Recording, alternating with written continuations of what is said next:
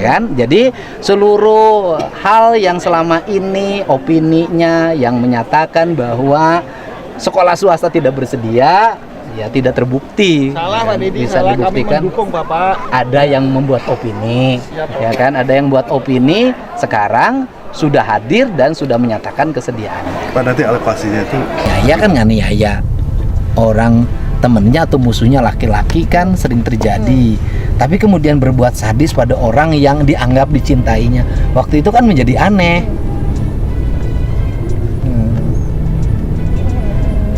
Sekarang lah masih kan, polisi masih mengejar kan, dan pasti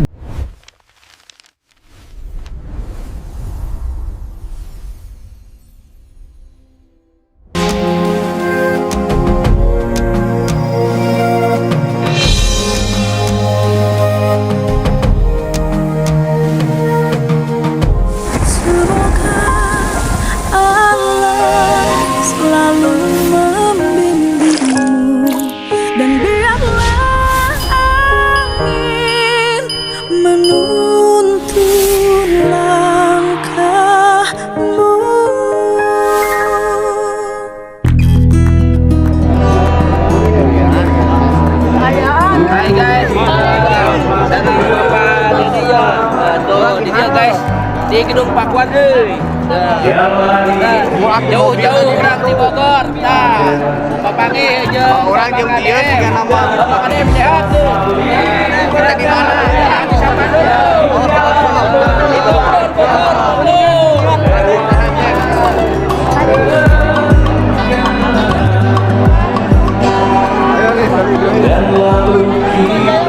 Ya, salam buat warga Manap Jaya. Salam ke Abah.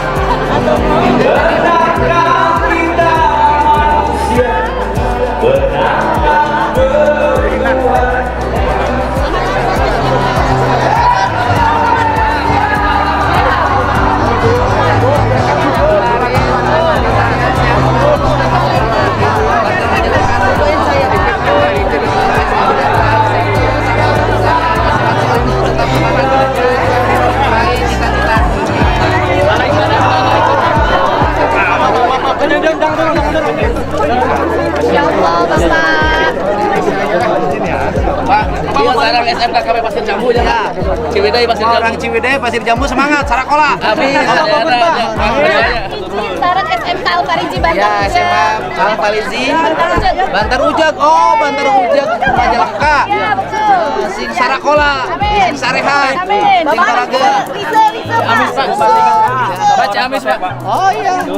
Panuhun Pak. Oh iya, terima kasih ya. Sehat ya. Bentar ya. jalan dulu lah. Ya, nanti saya ke situ. Ya. Terima kasih.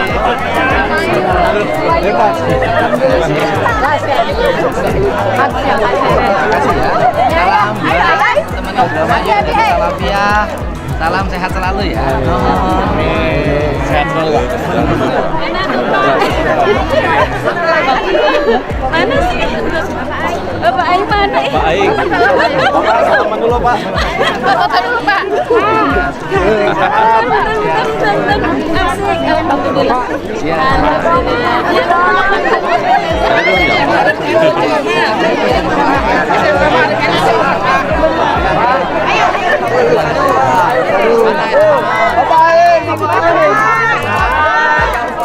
Tajam Bandung Barat. Sekolah.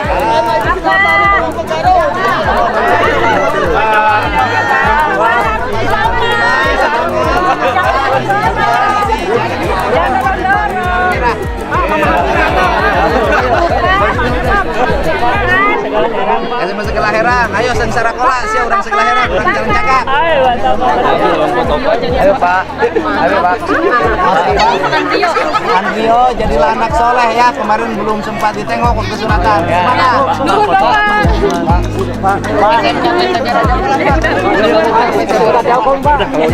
Semangat. Ya boleh. SMK Telkom semangat terus sekolah, SMA Pelita 2 semangat, anak-anaknya sekolah. Raja Pola Pak. Ya. Ya ini kan sudah bahwa nanti sudah ada mitra pemerintah Provinsi Jawa Barat, Dinas Pendidikan untuk menyalurkan 70.000 sampai 80.000 siswa yang terdata di PCMB mendapat beasiswa dari pemerintah provinsi. Jumlah yang bersedia menandatangani kesepakatan dan hadir secara fisik 1.015 sekolah.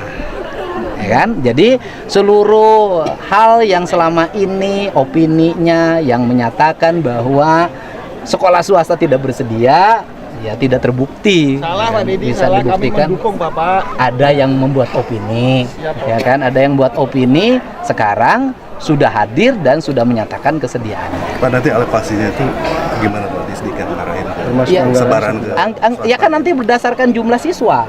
Jadi kita memberikan, jadi sistemnya kita ini beasiswa perorangan, siswanya tercatat maka dibayarkannya ke sekolah. Kan Provinsi Jawa Barat menjadi orang tua dari siswa itu, karena menjadi orang tua yang membayarkan ke kas sekolah. Melalui anggaran atau gimana Pak? anggarannya Sudah ada kok, tinggal pergeseran. Kan sudah ada alokasi Dinas Pendidikan yang bisa digeser. Kan Dinas Pendidikan ada alokasi-alokasi yang tidak dilaksanakan sekarang gitu loh. Misalnya bangun sekolah tapi belum ada sertifikatnya, ya ditunda dulu, nggak boleh, nanti rawan gugatan. Itu bisa digeser dan bisa juga dirubah. Bisa digeser sekarang, kalau memang waktunya mepet bisa digeser sekarang untuk segera dialokasikan. Pak, tadi pencabutan subsidi gimana Pak? Tadi ada syarat. Ya iya, orang yang disubsidi itu kan orang yang betul-betul orang yang baik dong. Masa negara memberikan subsidi pada orang yang tidak baik? Misalnya dia merokok, disubsidi, nggak cocok. Ya bayar sendiri aja kalau udah merokok. Dia minum minuman keras, oh buat minuman ada, buat bayaran nggak ada, cabut. Kemudian dia jarak tempuh ke sekolahnya dekat tapi pakai motor, berarti kaya, cabut. Gitu. Orang tuanya melaporkan siswanya ke polisi karena anaknya misalnya ditegur, nah, cabut. Nah, jadi beasiswa ini untuk melindungi bukan hanya siswa, melindungi juga guru. Alokasi anggarannya apa berapa? Iya kan alokasi anggarannya uang bangunannya 1,5 juta, per bulannya 100.000 dan pemerintah provinsi akan mendorong agar guru-gurunya bersertifikasi. Pak, ini di luar bantuan yang siswa miskin itu ya Pak? Nggak ada Pancawaluya. sekarang itu nggak ada lagi siswa miskin, nggak ada lagi siswa kaya, nggak ada lagi, itu nggak berlaku lagi. Karena sekarang semua anak yang sekolah di sekolah swasta yang terdata di PCMB itu mendapat beasiswa. Jadi yang dulu hanya direncanakan untuk warga miskin ditambah sekarang untuk semua warga. Berarti yang beasiswa Pancawaluya itu tetap ada. Tetap ada. Ya kan itu juga. Oh, gitu. Kan gitu loh. Kan nilainya sama, hampir sama kan gitu. Barangkali cuman sekarang tuh ditambah jumlahnya. Karena yang sekolah-sekolah swasta itu yang di PCMB yang tidak masuk ke negeri kan rata-rata ekonominya menengah ke bawah. Kalau orang kaya sih sudah dapat sekolah swasta lebih dulu. Oh, jumlah siswa yang bakal dikasih bantuan itu sekarang berapa Pak? Ada Ya gini, nambah? maksimal 80.000. Maksimal ya Pak? Maksimal 80.000 orang yang terdata ya. Tapi dari situ kan nanti ada yang ke sekolah ini, ada yang ke pesantren, banyak kan. Berarti nunggu SPMB Selesai, nunggu SPMB selesai, tapi ya sebenarnya sudah bisa dihitung sejak sekarang, tapi terlalu spekulatif. Kan dari data sekarang itu sebenarnya udah bisa kebaca yang keterima. Nah itu fungsi PCMB di situ. Kita bisa membaca lebih dulu datanya. Pak, apa sih soal penyekapan di Kabupaten Bandung? lain-lain Pak, nanya lain-lain. Iya, ya saya memberikan perhatian serius dan mudah-mudahan saya yakin Pak Kapolda akan bisa dengan cepat menangkap pelakunya. Bertemu dengan keluarganya mungkin Pak? Sebentar. Kakak gimana? SMA terbuka ya, oke kan Pak? SMP, aku koordinator guru. Oh iya, nanti sekolahnya bukan SMA terbuka. Tapi apa tuh? Namanya SMA Hybrid. Oh gitu? Wah keren banget, SMA terbuka.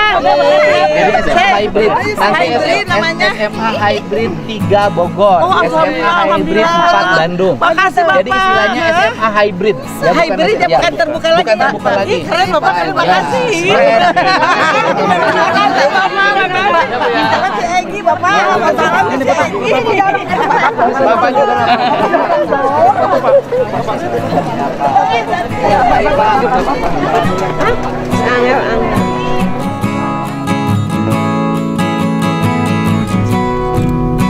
Ya, ibu teh namanya siapa? Melani. Ibu Melani. Berarti pernah main film Si Unyil? Enggak Pak. Oh enggak. Nah, alamatnya di mana? Saya di Rancamanyar. Rancamanyar, Kabupaten Bandung. Iya betul. Oh, terus ini teh yang jadi korban tuh siapa? Adik ipar. Adik ipar, berarti adiknya suami. Iya betul. Oke, umur berapa? Sekarang 29 tahun. Oke, berarti hilang pada waktu umur 26. 27. Kan 3 tahun? 2 tahun yang lalu. Oh, 2 tahun yang lalu. Statusnya gadis. Dulu ketika hilang itu dia sudah kerja Sudah. di Boleh disebut di PT Nabati. disebutin aja PT Nabati. PT Nabati Rancaikek. Perusahaan apa itu? Nabati makanan. Iya, artinya perusahaan apa? Produksinya kan Produksi ada Nabati makanan. itu makanan, Makanan, betul. kan? Ada perusahaan produksinya makanan. Iya, betul. Nah, kemudian belum punya pacar waktu itu. Belum. Dia nonton apa? Apanya? Kan waktu itu nonton katanya. Nggak tahu sih, saya nggak ngerti ya. Katanya tepatnya dia kenal sama laki-laki ini kapan, saya nggak tahu. Yang jelas Pelan, waktu Om. itu dia pernah upload foto si laki-laki ini di status WhatsApp. Saya komen kan, pacar baru tak? Aku bilang gitu. Iya teh, pacar baru, dia bilang. Oh gitu. Iya, ya udah, yang terbaik aja teteh mah, katanya doain ya. Ya yang terbaik aja buat kita, teteh. Terus? Ya, udah dari situ nggak ada. Dia laki-lakinya sempat berkunjung, wakuncar, apel. Apel 1 kali, tapi nggak ketemu sama saya, ketemunya sama orang tua, sama mama sih tepatnya. Oh, ini sama mama satu rumah. Satu rumah, adik kak. Kalau saya tidak, Oh. saya kan di Rancamannya, kalau mama di Rancaikek. Iya. Nah, adiknya itu tinggalnya di Rancaikek. Di Rancaikek. Bareng mamahnya. Iya, betul. Di rumah itu ada berapa orang? Semuanya mama, bapak, Pita, sama adik yang paling kecil itu. Oke, yang ini. Yang ini Pita tuh sama kedua. kakaknya? Iya, Pita kedua, yang kecil. Yang keempat berarti semuanya 4 bersaudara kan? Ini yang paling besar yang jadi suami. Iya, yang jadi suami yang paling besar. Oke, terus kemudian cerita hilangnya gimana? Nah, ceritanya itu dia itu kan sempat dipindah kerja kan, dialihin kerjanya. Awalnya kan di Rancaikek. Terus dipindah kerja ke pabrik yang ada di Pasteur. Kebetulan bukan pabrik sih, office-nya gitu kantornya. Kantornya. Nah, awal mulanya masih biasa aja kok, masih pulang hari Jumat pulang. Tapi sudah pacaran dekat. Sudah kayaknya sih sudah pacaran dengan laki-laki. Belum deh kayaknya. Jadi kenalnya tuh pas di Pasteur, Pak. Oh, sudah di kantor pusat. Iya, sudah Oke, di kantor baru kenalnya. kenal sama si laki-laki ini gitu. Terus? Nah, awalnya dipindah katanya kerjanya di Pasteur ke mama. Oke, Bang bilang biasa, semuanya masih berjalan dengan lancar gitu kan. Pulang ke Rancaikek hari Jumat karena hari Sabtu harus lembur kan di Rancaikek, di Nabati yang di Ekek. Masih gitu 3 bulan, 4 bulan, 5 bulan masih berjalan dengan lancar. Tiba-tiba dia yaitu upload foto itu kan, laki-laki itu. Beberapa hari kemudian dibawalah ke rumah si laki-laki itu. Oh, waktu itu ngapel. Ngapel. Nah, itu tuh katanya mau ke konser. Bareng mau ke konser. Ini dulu ke rumah apa namanya? Ya ini dulu lah ke rumah gitu, nyimpang mau gitunya. nonton konser? Nyimpang Di? gitu. Gak tahu kurang tahu saya. Nyimpang ke rumah gitu. Pokoknya izin ke rumah mau nonton konser. Iya, gitu. Sama pacarnya. Sama pacar yang itu. Nama laki-lakinya? Dikenalinnya awalnya Yuda. Namanya Yuda. Terus pekerjaannya? Kerja di bank katanya. Oh, waktu bank. Oke, cuman Bang Miun atau Bang Udin nggak tahu ya. Iya. Nah, terus? Nah, gitu. Udah, itu pertemuan terakhir kita. Oh, jadi waktu itu mau nonton konser. Habis nonton konser tuh nggak balik?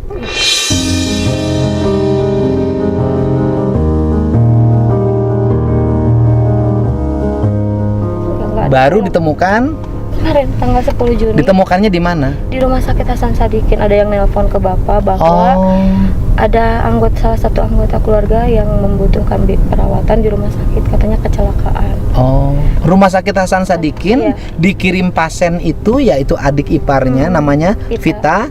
Sama siapa dikirim? Katanya sama penjaga kos, tapi si pelaku itu ada ngebuntutin di belakang. Gitu. Dan ternyata baru tahu juga sekarang yang nelpon itu bukan petugas rumah sakit, tapi pelaku.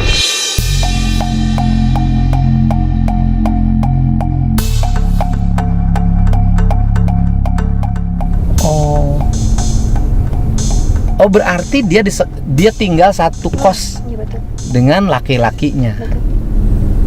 Kok 2 tahun tinggal dalam sebuah kos di Bandung, kok bisa keluar? Itu Pak, tinggalnya tuh pindah-pindah setiap 3 bulan sekali, dibawa lagi kemana.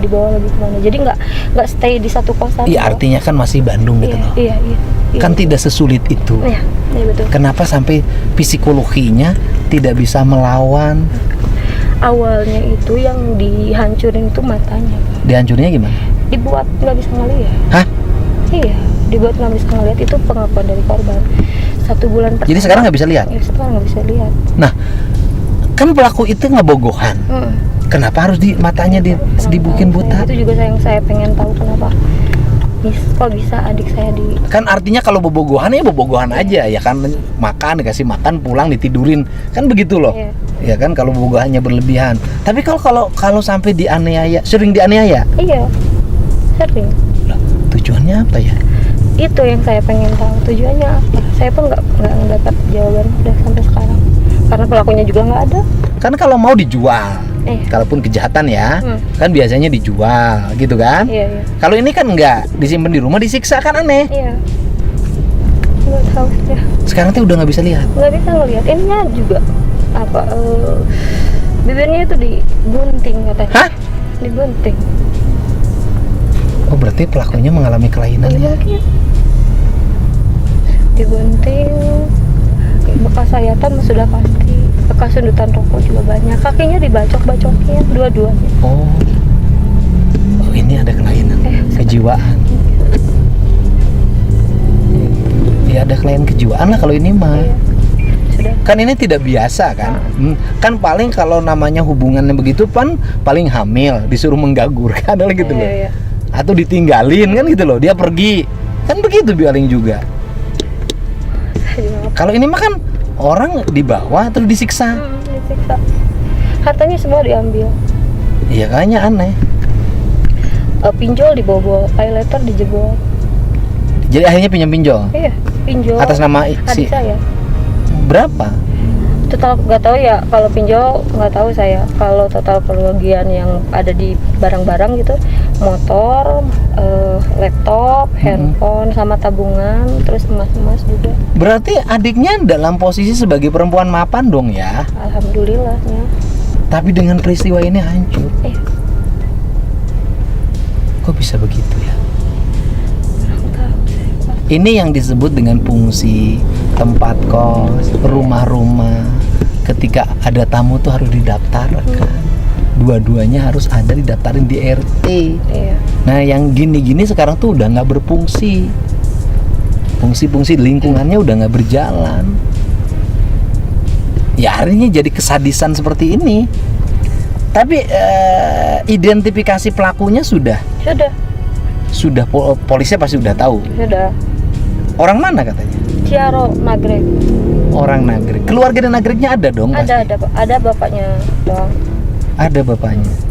Terus dari penjelasan dari keluarganya yang di Nagreg, barangkali dapat informasi dia itu kenapa? Katanya memang bermasalah sih di sana juga, kalau nggak bok ya nyuri, kalau nggak nyuri ya penganiayaan memang udah ini. Terus waktu dicari ke sana juga udah nggak pulang, udah lama, udah sama nggak lama. Ya artinya kan kalau orang nganiaya kan nganiaya orang temennya atau musuhnya laki-laki kan sering terjadi. Tapi kemudian berbuat sadis pada orang yang dianggap dicintainya, waktu itu kan menjadi aneh.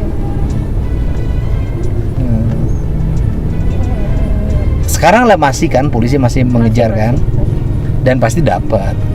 Mudah-mudahan ya Pak, itu harapan kami. Nggak yakin, nggak pasti dapat. Polda ini cepet biasanya. Amin. Apalagi sudah teridentifikasi kan DNA-nya, KTP-nya kan, wajahnya, alamat asalnya. Gitu. Nah kemudian si keluarga yang di Nagreg ini, pernahkah dia pulang ke Nagreg selama 2 tahun? Katanya tidak pernah. Udah lama kok nggak pulang, kata bapaknya. Saya juga nggak tahu keberadaan anak saya di mana. Bapaknya bilang. Oh jadi nggak pernah. Berarti mungkin pas sama adik saya juga udah nggak pulang mungkin. Berarti kan waktu awal adiknya ikut itu dengan keikhlasan ya. Iya. Artinya karena bogoh Iya kan? iya, suka sama suka gitu. Karena bogoh ya. Tapi sekarang adiknya sadar. Bisa bicara. Bisa. Artinya kesadarannya pulih, relatif baik. Dari awal pun juga. Sudah. Badannya kurus dong. Kurus sekali Pak. Gila. Dia cuma dikasih makan 1 kali sehari kok. Dikasih makan aja dia suruh ngerangkak sendiri nyari makanannya. sesadis itu.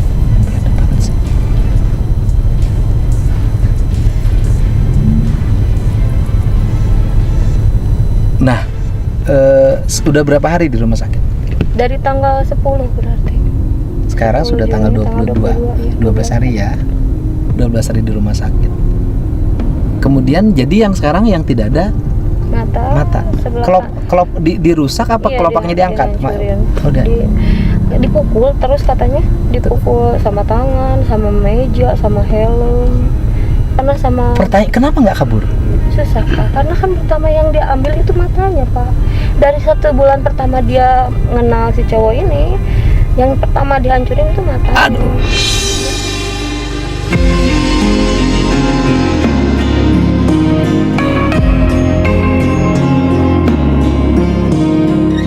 Jadi mau kemana juga dia bingung Pak. Tujuannya apa ya? Kurang tahu saya. Itu yang saya penasaran, itu motifnya apa.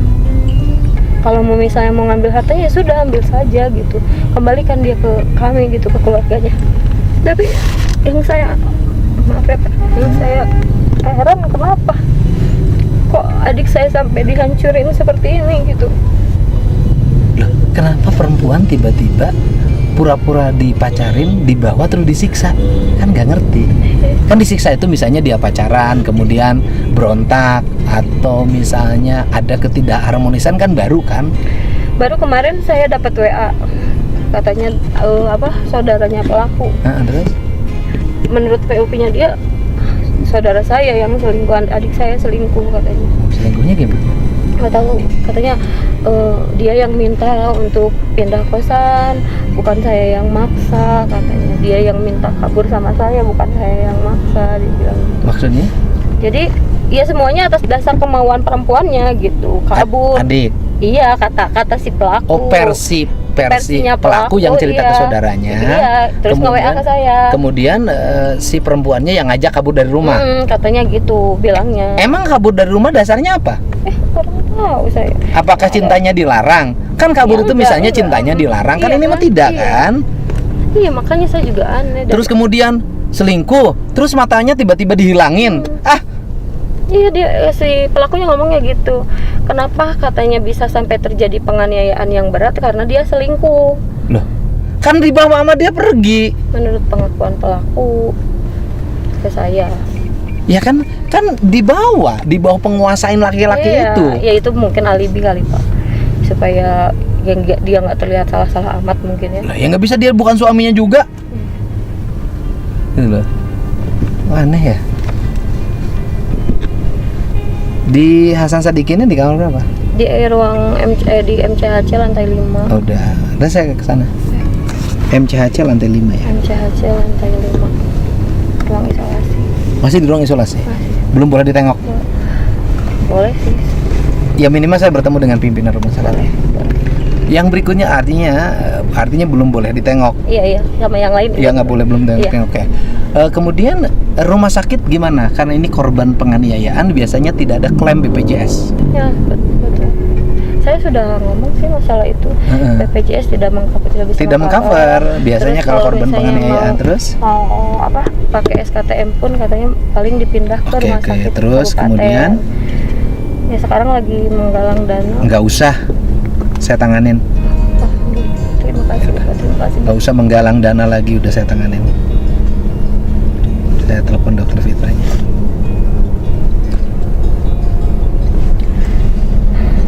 Nanti suruh biayanya langsung atas nama gubernur ya. Oh, iya. Terima kasih.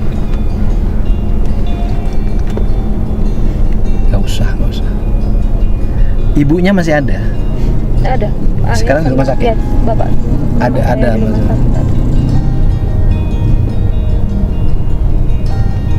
Udah nggak usah lagi ngurus biaya, nanti saya tanda tangan itunya, pernyataan. Terima kasih sekali. Ya. Ya karena orang lagi susah, kehilangan anak berbulan-bulan, bertahun-tahun, pulang dalam keadaan hancur, ya kan? Badannya penuh tato sekarang adik saya. Berarti ditatoin dong? Katanya dipaksa, kata adik saya dipaksa ditato katanya. Kalau tidak mau saya disiksa. Kalau disiksa pun, kalau dia mengeluarkan suara sedikit saja, penyiksaannya akan semakin besar.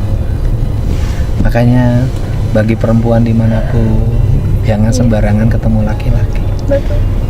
Jangan hanya selewat mengenal orang, kemudian Anda semua tiba-tiba mau diajak pergi. Nggak boleh. Pergi perempuan tidak boleh hanya dengan laki-laki sendiri, harus ditemani oleh keluarganya, itu yang benar. Kalau laki-laki pengennya kalau anak perempuan pergi tidak ada yang nemenin. Dok, ini saya menuju Hasan Sadikin. Nih Mas Sadikin mau nengok yang korban penyekapan. Itu nanti seluruh pembiayaannya akun saya ya. Nanti saya ditagihnya ke saya penjaminnya. Ya. Siap ya. Aman. Nanti tagihannya ke saya, nggak usah ke keluarganya. Ya. Siap. Oke. Pak Gub mau ke RSAS? Nah, sudah di depan ini. Oh iya, kita ke sana. Oke. Kita ke sana. Terima Siap, kasih, Pak Gub. terima kasih, Siap, terima kasih. siap. Sini ibunya. Oke. Ini saya sudah bertemu dengan kakak iparnya korban. Iya, betul. Ya, sekarang dirawat di Rumah Sakit Hasan Sadikin. Iya, betul. Hilang dari rumah dibawa laki-laki bernama Taufik Hidayat selama 2 tahun. 2 tahun. Dan kemudian sekarang di rumah sakit ditemukan dalam keadaan sudah mengalami cacat permanen, yaitu kehilangan penglihatan, Penglihatan.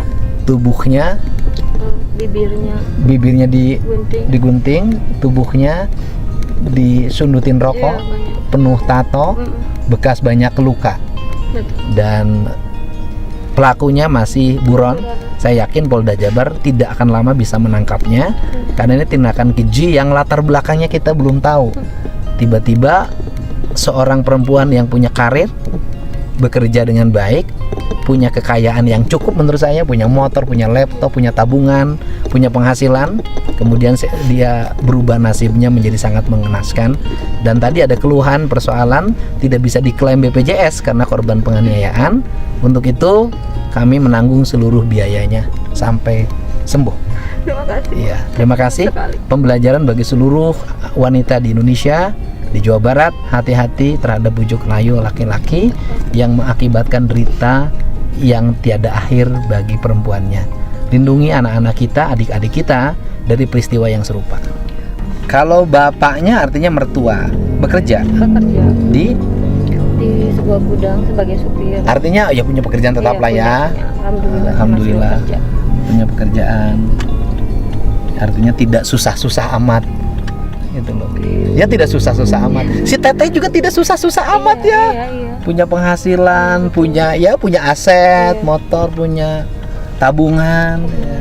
Ya susahnya gara-gara ini. Iya.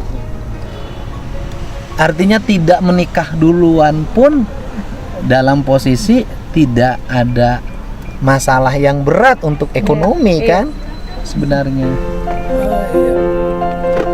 Oke.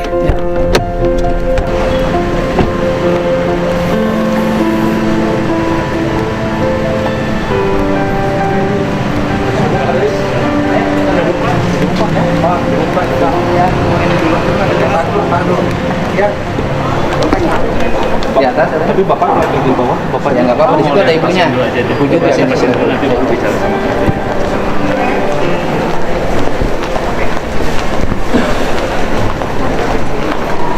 Yang bisa masuk ke semuanya ya, mohon maaf, hanya Bapak aja.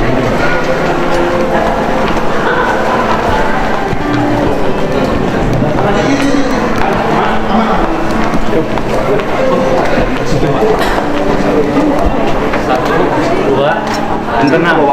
Keluarganya aja udah cukup. Iya, kondisinya sudah makin membaik. Walaupun saya jujur aja, lihatnya pun nggak berani, nggak tega lah, udahlah. Tapi sempat berkomunikasi. Ibu doksis yang komunikasi saya dengerin, karena saya itu laki-laki tapi rinto hatinya, nggak tega.